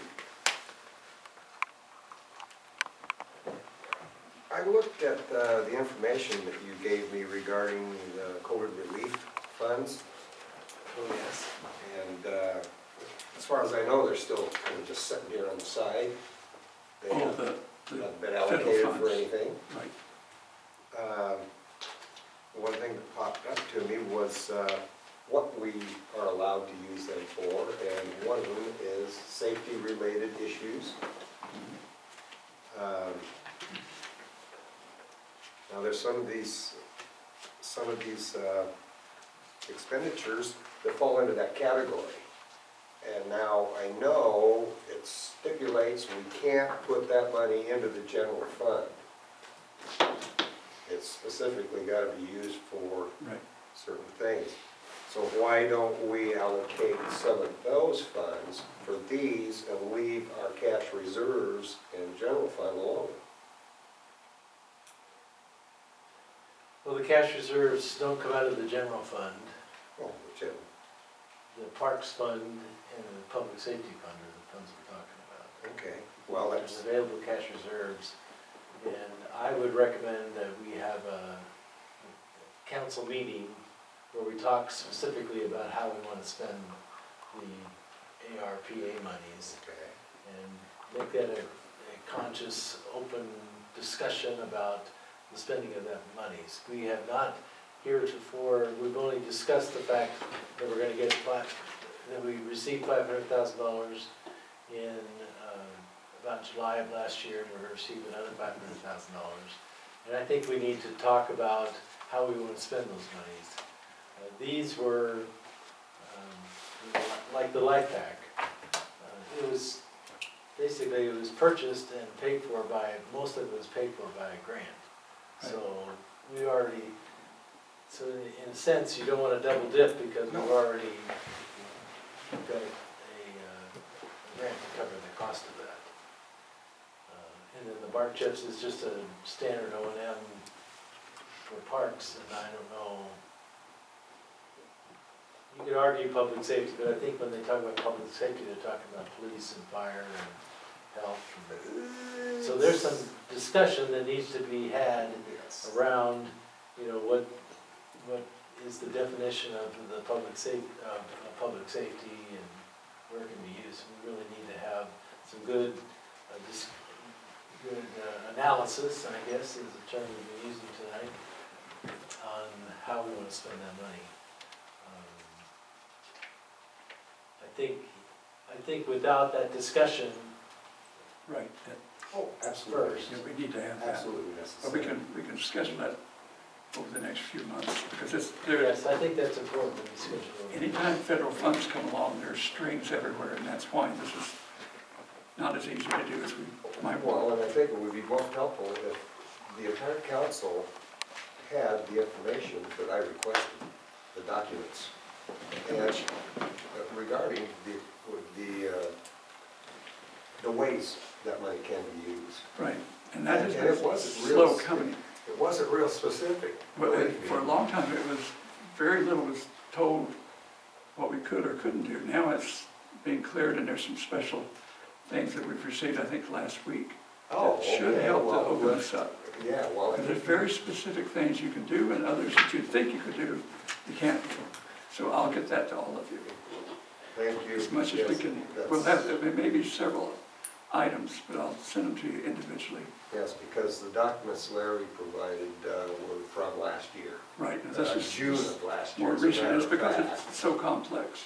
Well, That's the they reason. keep changing the rules. Well, that's it, yes. And it's And not moving the us. goalposts, and so it'd be nice to get that nailed down, as, you know, if you said months. Right. I would highly suggest we deal with it as soon as possible. Okay. So I'll move that we get that information out to all council members and we work on determining how those funds might be used in the next few months, as well as adopt ordinance number 1513, increasing appropriations for the Parks Fund and Public Safety Fund in the amount of $18,000 and $35,000 respectively. It says respectfully, but it should be respectively, and waiving the second reading. I'll second that. Okay, it's been moved and seconded to provide the council with up-to-date instructions on the use of the APRA funds and to adopt an ordinance number 1513, increasing appropriations for the Parks Fund and Public Safety Fund in the amount of $18,000 and $35,000 respectively, and waiving the second reading. If there are no further questions or comments, all in favor? Aye. Any opposed? Thank you. When I was a kid, that was rocks that you landed on. when you fell Absolutely. off. Remember? You bet. Yeah. Wasn't sand. They were pretty comfortable rocks to fall on though, remember? Those little ones that are real deep. Yeah, they provided nothing but the dust. Okay, the next item on the agenda is the report of officers and city administrator, and we'll begin with Larry. Okay, just a little bit about a couple of projects that are coming up here, and some things I anticipate having prepared for discussion at the next council meeting, which is on February the 7th. I'm working with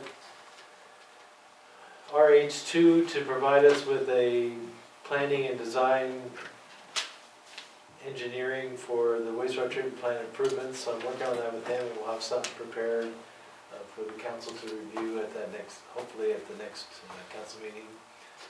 We're also going to bring forth in the budget, one of the things that was approved was a new police car. And we're going to look at, I think you've got the police car all selected, all the options that you want.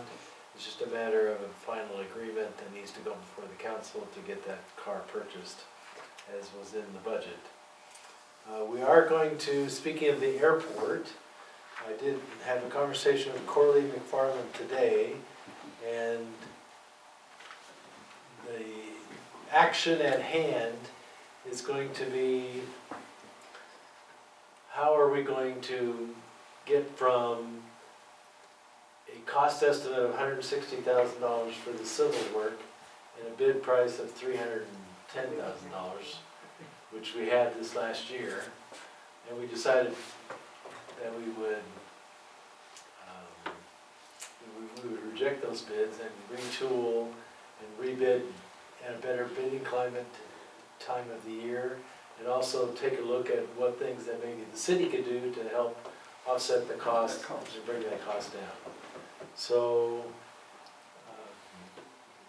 as far as bringing the cost down in the city and the work that is to be done by the city, one of the things that was required by Cook County was to improve the entrance at the airport. And we just have to do one, but it has to be much wider. So the one you reach first as you're going out to Fairgrounds Road is the one that has to be enlarged, so we can get trucks and things off of the Fairgrounds Road and meet the Clickitat County standards. So I talked with Doug today. He said that yes, the city can do that job. We'd have to excavate it, add some rock, and do some paving, and move the fences back so that that's much wider entrance. So that part we're going to take out of the bid, I guess, or the proposal.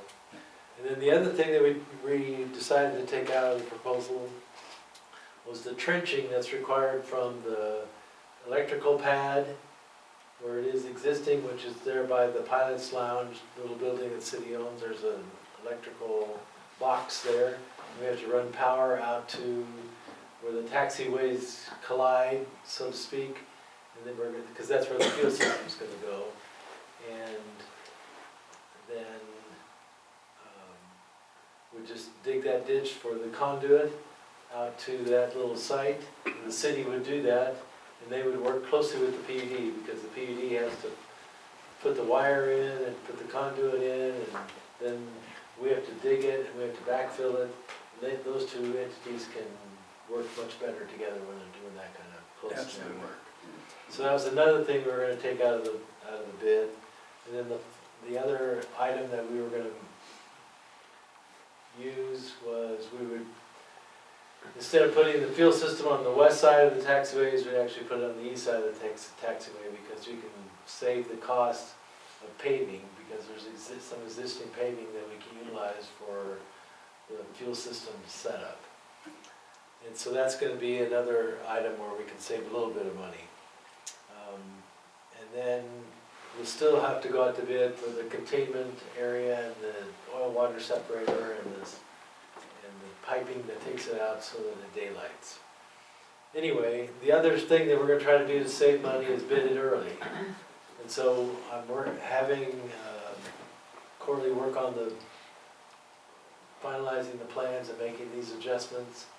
And then we're gonna make a presentation at the meeting on February 7th. And we hope to then get approval to go out for bid at that point in time and get the project bid in February and early March. Very good. Hopefully we'll have A question, good results. Yes. what was the total cost of this project? The total cost was $550,000, I believe. I believe so. Right, $550,000 And where is the funds coming from? from the state, Okay, the capital grant program. okay. And it's for I should mention that the fuel system tank is ready to be delivered whenever we want it, but we don't want to do it before the containment area is all in place. We want them to come and haul it in and set it down where it's supposed to go, rather than set it to the side, do the work, and then have to pick it up again and move it. One other thing that's reminded me of, back to that relief money, unless they've changed the rules, water and sewer projects Right. are included in that, Right. okay? But again, we're gonna get all this the updated version here soon. That's it. so- I think it'll help all of us. Yeah, Not we as need to know what we're complex. talking about. Not quite as many unknowns. So a couple of more things that I hope to have ready to go by the next council meeting is an update from Pioneer Surveying and Engineering on the Byers Street project. Again, we want to try to do our best to use the bidding climate as best we can, and the earlier in the year, the better it is, and we can see if February, March timeframe is a better time to start working on that project. And then actually I wrote down discussion on the use of ARPA funding. The last piece of information was the distressed county funding agreement for the wastewater treatment plant. We're probably gonna have an agreement come before you, and I'll try to work with Clickatack County to get it ready for the February meeting. So that's all I have on upcoming things to look forward to. Thank you, Larry. Thank you. We'll get on the council reports with Andy Hall. I'm good. Ellie, I'm good. Mylon? Mayor, I'm just real pleased that we're coming along with the airport. And I think it's a good report, Larry. I think we can go out for bid on February, or I think that'd be Yes. great. Yeah, that'd be good. I guess that's all I have now. Okay. No report. Dave? Oh, thanks, Mayor. Yeah, just one other thing I'd like to bring up about the murals. I hear probably about 10 or 20 times a week compliments about how great that mural looks, and I'm excited to tell people, hey, there's more murals coming. And wow, what a great project that is for the city, and real excited about the rest of the murals that are about to happen. I've got a few sneak peeks of what they might be looking at, and whenever you have a group that goes above and beyond to make things so much better, I mean, you just really gotta you know, thank those people that had anything to do with the murals. And you know, there's a lack of volunteerism a lot, you know, nowadays and for a while. Whether you're talking about we need volunteers for the fire department, there's so many volunteer opportunities out there, and you know, a lot of people might not realize all the volunteer opportunities. And if you have some time on your hands and you can find a place to do some volunteer work, hey, it's really worthwhile. You know, it makes you feel good, and it's time well spent to do volunteer work in your own community. If you have the chance, I'd really encourage you to get in on that. And thanks to everybody that does it, you know. Thank you. Thanks, Dave, very good. Steve? Well, first of all, revisit the suggestion I had a month ago, a couple meetings ago, about increasing the compensation for the volunteer fire department. Mylan said he did a little research on it. Is there any movement You on were this? talking about the compensation of the council members. Well, it was included with. Yeah, okay, yeah. Yeah, But I thought we would have to talk about it a little more, okay, yeah. okay. Yeah, it really Can we should put be that an on the agenda? item on the agenda. Somewhere down the line. Also, I can't help but notice there's a real nice little sedan. Sits over here unused, and it's got government tags on it. Does that belong to the city? That's our staff car for going to, we used it for about a year, and then COVID came and nobody goes anywhere. So it's sat, I mean, it started and it's kept fueled and serviced, but we don't have a use for it right now. There's been times the police department has used it too, Yeah, for trainings and stuff like that, especially if I send the admin assistants. So, or if we need more cars, we use the city car too. very good. Undercover. No, not undercover. We're not gonna put that car in that jeopardy. Gotcha. Let's see, actually I've got a lot of things. I'm kind of curious, how come the swimming pool isn't covered? This year? The swimming pool? Yeah, it covers that. That's a county. I have no idea. County deal, isn't it? Yeah. That's not our, Yeah. It's Central Clicketed Park and Rec District's building, number one. But we fund that, No, but we don't. no. You don't have any, other than your personal taxes? Yeah, we do you don't- tax. The city does not spend any money there. Oh, well, I was assuming I shouldn't do that. You know, we allocated $100,000 for parks, and that's not included in it. Not included. Okay, Other aspects of the parks, okay, maintenance, development. okay. I might as well scratch this one off too. The senior center. What's going on with the senior center? That senior center, the one on Main Street you're talking Yeah. about, it's run by a non-profit group, I believe. Does anybody have any information on that? I mean, I know it's part, I mean, senior services has something to do with The it. senior county- services is a little different than. Right, it's different from the senior center, but I'm not, All right. I know, I believe they're still getting meals out twice a week, 'cause I know my grandfather gets meals from them. yeah. I think they do that. And I think that's some, but I know they coordinate with senior services. Yes, in some But, respects. Yeah, Well, and I also know the city has allocated funds for it over the years for improvements.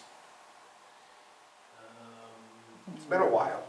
It has been a while. I think we participated in a grant request to help with that project. I believe so. Improvements that The we did. latest renovation. I don't remember if we put any money towards it. We may have. But I know we participated in I know. the improvements at that spot. We were certainly involved. Yep. I know that, but I was kind of curious, because sure haven't seen much activity. Well, I think the Public Works, not Public Works, a 501c3 called SEEK, oh, yeah. and that supports or lets other nonprofits work with it, and I think they're the main driver for the senior center, and for some of the funding and some of the projects. I can look into that to see if I was on that board for quite some time, I'm not sure, but I think that was one of the items they were covering at that time. They have a number of projects all over the county. Okay, well, and one last thing, an update, I spoke with Kenny McEwen this afternoon, and the county has agreed to put that building on the surplus market for at least 3 months, to give any interested parties the opportunity to come and look it over and see if something can be done with it, rather than tear it down. Right. I also heard that, I was under the impression that they were gonna tear it down and make a parking lot. But I understand they're gonna build a garage to store equipment and trucks, as opposed to parking. So I think we need to have more discussion on that too. On all of that. Larry, Pardon? wouldn't the county need to propose an alternative parking plan to provide sufficient parking spaces before they made any changes? I just spoke with the commissioner, and I don't want to put words in anyone's mouth, but from my understanding, they're still planning a parking lot if that building is torn down, but Correct me if I'm I wrong. don't, man. yeah, I don't know, if I mean, 3 months of Yeah. time, probably. yeah, so. Sometimes you gotta be careful with the grapevine. Okay, thank you. Okay, thank you, Steve. On the mayor's side, and I just need a show of hands, we've talked a number of times about the training for newly elected council members. And Lauren had contacted me today to see whether the city would cover the registration cost. And we do. It's a Zoom meeting, it's not a driving a nice great car anywhere else. Yeah. Road trip. But if you let me know whether you want to register for this special package, it will help with the requirements that newly elected have this kind of a survival course or a information course, so you know what the rules and things are. You don't get yourself into an awkward spot, because there are specific rules in serving on councils and for mayors and the rest. So if you let me know who, right now, I'm going, I will be Lori's attending. going. How is this conducted and where? It's a Zoom meeting, so it's Where? remote attendance. Right here? We do it right here? We could do it here, yes. We have that equipment. I'll be out of town at the time, so I'll be participating remotely. So Ellie, Yeah, I'd like to participate in that, Mayor, thank you. and you, yeah, you asked, you already have yours, I believe. Andy? Well, I'll attend, but what date, what are we looking at, what date? That's right away, January 20th, that's Thursday, Friday, Oh, Friday, oh, Oh, what time is that? 10 a.m. yeah, yeah, well, I'll try to be here. But now, you know, if you register for this, they'll also, you'll have a way to get in to see that later. You don't have to be there on the 20th to still get the benefit of the training. And there'll also be quite a bit of documents and paperwork that they will provide you. And these are all instructional things. That the person that's teaching this first one is Ann, I want to say McFarland, but it may not be the right name. But she is probably the state's strongest expert in things dealing with documents, with city council laws and rules, and that type of thing. She's very, very good, and she's also a very good trainer. So she would be the one that would be on the Zoom, that would be watching and listening to. I'll put my hat in the ring. Okay, and if you're available, we can do it here. You can also do it on your own TV or computer at home. You know, what's the best way for you to do that? I would suggest all the council participate. It's very good training. Absolutely. Very good, and Absolutely. you'll also see, this is mine, it came, Shelley got this out this afternoon. But it's the registration, and they also have a number of other trainings And we can cover those that are applicable to serving as a city council member.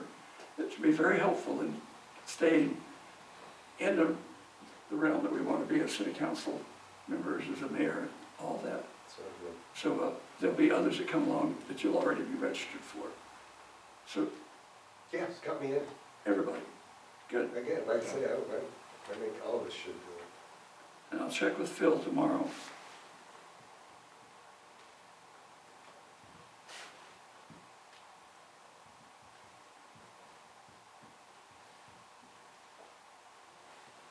There. Good, that was one of the main ones. And another one that I wanted to cover, I'm not sure when Darlene Wilkinson, Williamson, served on the city council, I don't know that I ever thanked her for several months of very good work. She did a good job. It was a temporary thing for her, just filling in so that we had a possibility for council meetings at all. But she did a great job, and I appreciate all that she's done.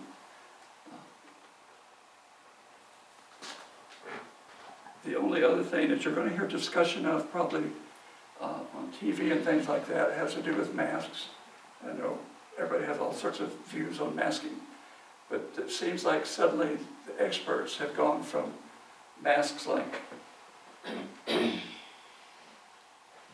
this, that no longer is, they say, effective necessarily for COVID, but the N95, is that right, Larry? As in the 95. N, Like, as in Norbert, okay.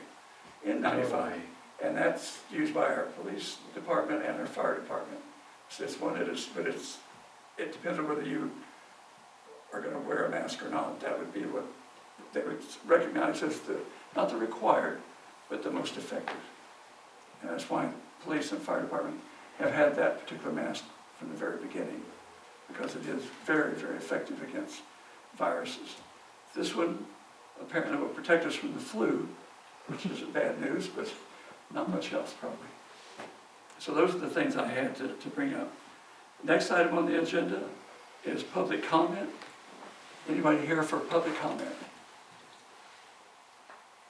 Yes. I got to talk too much. Wait a minute. Oh, Oh, shit. we do I have to come go over stand here. someplace? No, I don't care. Just Sit, Nancy's stand gonna there. make I'll just go stand. Hold your number up. Sit on Noah's lap. I don't care.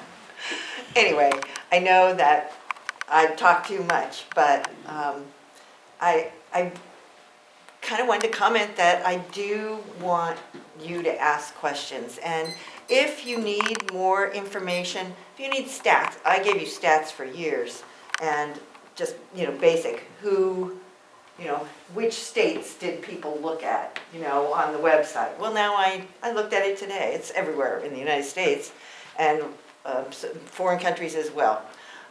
But I also notice your eyes glaze over when I give you those stats.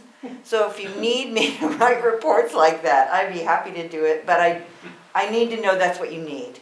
Because I'm hearing everybody else kind of go through and give the stats. And the stats are important. And so if that's what you need, just let me know. I can write a report.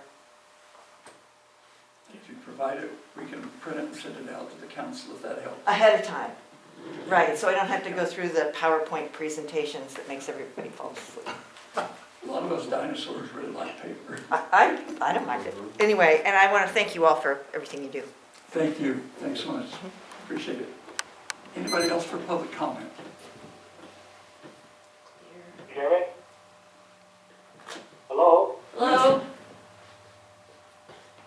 Could you Yes, identify that's yourself? Ken McEwen. Hello? Hello?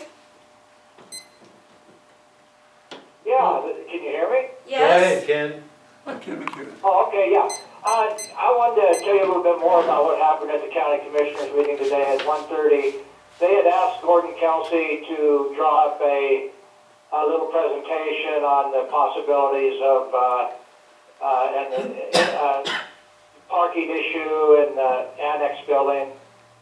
And he did, and they gave a 30-minute presentation. They talked about it for about 30 minutes. the pros and cons and the ups and downs and the ins and outs of it. And they decided that they're gonna go ahead and draw up the papers to put it on the surplus market for 3 to 4 months. And if they get a bite and they can make a deal with somebody, then they'll do it. If not, I suppose it'll be torn down otherwise. So that, the next 3 to 4 months, we'll see what happens, and, if somebody wants it, they're just gonna take it from there, and the commissioners have some pretty stiff stipulations involved with it. It's not just gonna be your fly-by-night construction company. They're gonna come in there and slap it together and then leave town. It's gonna take some real commitment to the town. Hopefully the town can benefit greatly from it, economic development, aesthetic appeal, however you want to look at it, positives that could come from it. But we're still a long way from anything concrete like that. We'll see what happens in the next 3 to 4 months. They're going to draw up the papers and advertise it. That's all I had to say. Oh, and I just wanted to thank you all for serving for the city. I do hope that you get a raise, and I hope the volunteer firemen get a raise too. Yeah, because I mean, you guys got a pretty good weight on your shoulders, and you go to bed at night. And I know it's swimming through your mind. City government, probably. You know, you got all your committees to be on and everything. There's a lot to it. More to it than meets the eye, I think. All right, that's all I had to say. Keep your fingers crossed for something good. And thank you, Ken, for bringing up the point in City Council regarding that building. You've done a lot to change the situation in a positive way. We appreciate that very much. Thank you. Yes, you're welcome. Thank you. Good night. Good night. Anyone else for public comment? Nobody else on the line? Oh, somebody's got their hand up. KG, whoever that is. That may be Kevin. They took their hand down. Okay.